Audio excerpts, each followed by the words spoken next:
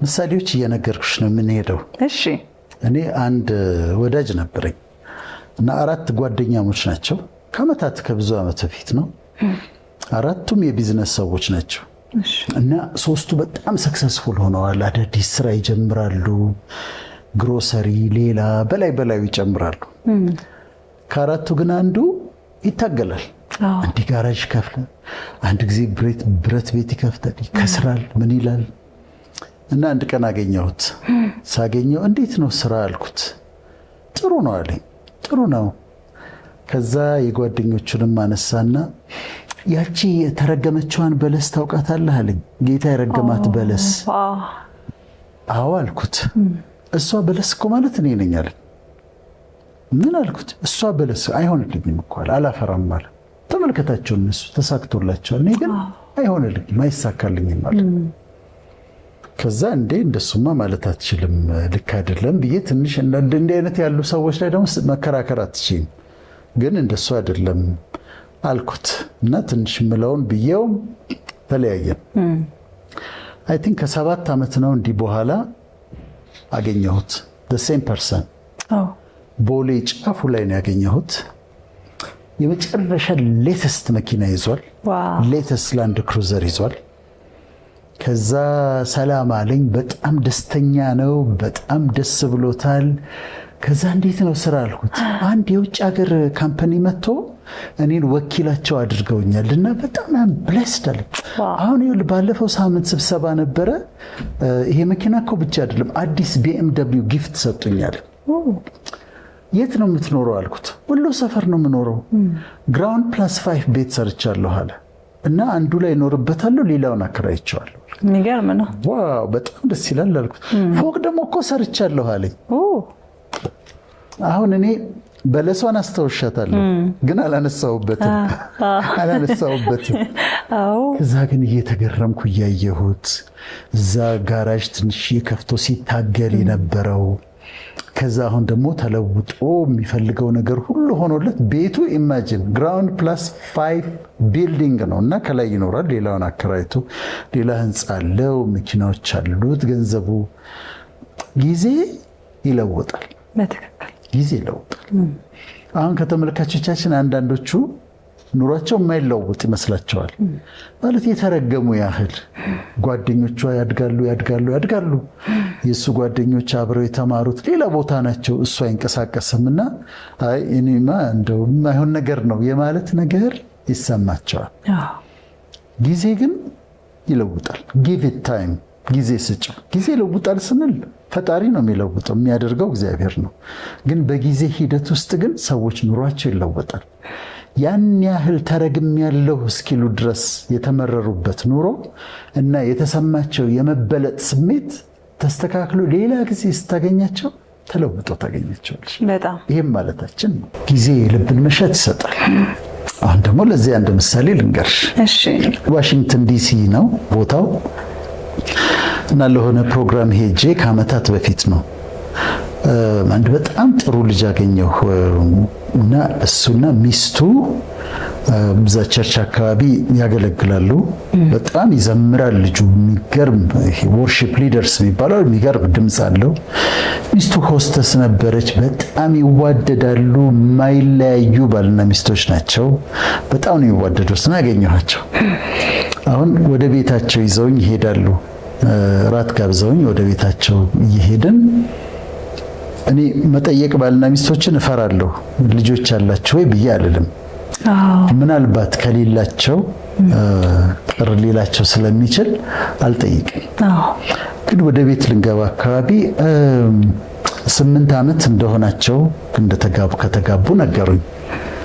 ከዛ ቤት ስንገባ ልጅ የለንም አሉ። እምቢ አለናል። ራሳቸው ነገሩ። ያው ገባው ቤት ውስጥ የሉም ልጆች። አልጠየቅም፣ ምን ይፈራሉ። ከዛ ልጅ እምቢ አለናል።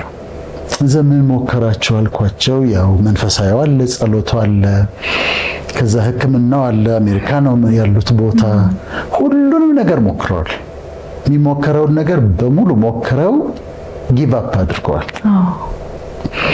ከዛ እኔም እንደነካኝ አላውቅም። አንድ ልጅ ነው የምትፈልጉት? መንታ ነው አልኳቸው። ከዛ ሚስትየዋ የተናደደችብኝ ምን ለማለት ፈልገው ነው? ስትናደድ አትቀርም። ሳያት ዝም ብላ ነው ያየችኝና አንድ ነው የምትፈልጉት ግን መንታ ነው አልኳቸው። ከዛ እኔ መንታ ወዳለሁ አለኝ መሰለኝ እሱ። ከዛ ከሆነ አይቀር እንዲዘይቶ ከመጣ መንታ ቢሆን ነው ጥሩ አልኩኝ። ዝም ምን ያለችው እሷ ዝም እና አላውቅም ተናዳ ይሁን ምን ይሁን አላውቅም። ቆይና ያው ጸለይን፣ ኖርማል ጸሎት ጸለይን፣ ራት በላን። ከዛ እኔ ሌላ ጨርሼ ነበር ፕሮግራሜን፣ ወደ አዲስ አበባ ተመለስኩ። በ4 ወሩ ነው ምናምን በዋትስአፕ የማይገባ ፒክቸር ልኮልኛል ባልየው። አይገባም ፒክቸሩ እና ምንድነው የአልትራሳውንድ መሆኑን ያወቁት በኋላ ነው። ግን አልትራሳውንድ ሆኖ እንደዚህ ክብ ነገሮች ናቸው። ብቻ ሆኖ እንዳይሆን አልኩኝ። መንታ ሆኖ መንታ የሚገርም ነው። መንታ ጸንሳለች። አሁን አሜሪካ ሄድኩኝ ጊዜ ፖርትላንድ ናቸው ያሉት ከዲሲ ሙቭ አድርገው ልጆቼንማ ሳታይ አትሄድም ብሎኝ ነበርና ከ8 ዓመት በኋላ ከኔ ጋር አይገናኝም፣ ከኔ ጸሎት ጋር አይገናኝም። ግን መንታ ጸንሳለች። በጊዜው በጣም የሚያማምሩ 2 ልጆች መንታ ልጆች ፎቶግራፍ አንስተው እንዴት ደስ ይላል። በጣም ነው የሚገርመው። በልጅ ደግሞ ምን ሆነ በጊዜው የልባቸውን መሻት ሰጣቸው። በእግዚአብሔር ደስ ይበልህ የልብህን መሻት ይሰጣል ይላል መዝሙረ ዳዊት ላይ። ዳዊት መዝሙረኛው ዳዊት እንደዛ ይላል። አንዳንድ ጊዜ በልባችን የምንመኛቸው የልባችን መሻት የሆኑ ነገሮች አሉ፣ እንፈልጋቸዋለን። አምነው አጥብቀን የምንፈልጋቸው ግን አይሆኑም እና የልብ መሻት ይኖረናል። አሁን ዛሬም ከተመልካቾቻችን ጋር ስለሆነ የልባቸው መሻት the desire of your heart ነው የሚለው። የልብ መሻት ማለት የማትናገሪው ሁሉ ሊሆን ይችላል፣ አውጥተሽ የማትናገሪው ሊሆን ይችላል። ግን ልብሽ ግን ይመኘዋል፣ ልብሽ ይፈልገዋል እና ደግሞ አይሄድም። ያ መሻት አይሄድም፣ ዝም ብሎ ውስጥሽ አለ። መፈለግንም ማድረግንም ስለሚል ነውና ጊዜ አለ። የልባችን መሻት የሚሆንበት ጊዜ አለ። ትክክል። የልባችንም መሻት ያልጠየቅነው እንኳን ሊሆን ይችላል። ፈጣሪን ግን የለመንሽውን ይሰጥሻል። ያለመንሽውን ደግሞ በልብሽ የተመኘሽውን ደግሞ እሱንም ስለሚያነብ ይሰጥሻል እና በጊዜው የልብ መሻት ይሰጣል ለማለት ነው። አሁንም ሌላ ምሳሌ ልስጥሽ። ቢሮ ካዛንቺስ ነበረኝ። ካዛንቺስ ቢሮ ነበረኝ እና እዛ ቢሮዬ አንድ ቀን አንድ ሰው መጣ። የሆነ ቦታ ላይ አውቀዋለሁ። በጣም ኃይለኛ ሰው ነው ማለት ይሄ የሚያስፈራ ሰው የለም። ወንዳ ወንድ በጣም ቁጡ ነው። ሰላም ሲልሽ ሁሉ በቁጣ ነው ሰላም የሚለው እና ሲስቅ ነው አይቼው አላውቅም። እና ቁጡ ነው፣ እንደዚህ ነው፣ ወንዳ ወንድ ነው። እንደዛ አይነት ሰው ነው እዛ ቦታ ሳውቀው እና ቢሮ መምጣት ፈልጋለሁ አለኝ። እሺና አልኩት። መጣ። ከዛ ችግሩን እየነገረኝ ማልቀስ ጀመረ። እኔ ወንድ ልጅ እንደዛ ሲያለቅስ በህይወት አይቻለውቅ ማለት በቃ ሊወድቅ ሁሉ ይመስላል። እንዲህ ካንጀቱ ነው የሚያለቅሰው። በጣም ነው የሚያለቅሰው። በጣም ደንግጫለሁ። እኔ ማለት የማውቀው ያንን ሰው እዛ ሌላ ቦታ ላይ የማውቀው በጣም ኃይለኛ ኮስታራ፣ ቁጡ ምናምን ሴቶች ሁሉ የሚፈሩት አይነት ነው እና በጣም አለቀሰ። ምንድነው የሆንከው? ከዛ ነገረኝ። እየነገረኝ ያለቅሳል፣ እየነገረኝ ያለቅሳል፣ እየነገረኝ ያለቅሳል እና ከባድ ነው ደግሞ የሚያልፍበትም ነገር ከባድ ነው። ከቤተሰብ ጋር የተያዘ ነው። ግን በጣም ደነገጥኩ እኔ።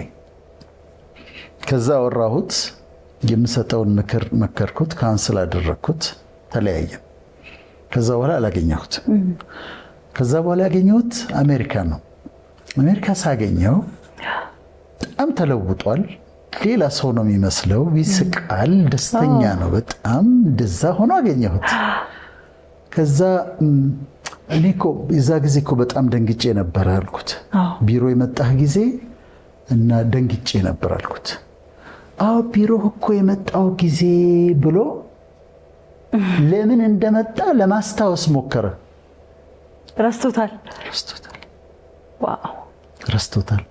በኋላ አስታወሰ፣ ግን በግድ ነው ያስታወሰው። አዎ መጥቼ እኮ እንደዚህ ሳለቅስ ሁሉ አስታውሳለሁ ያለው በጥረት አስታውሰው ነው።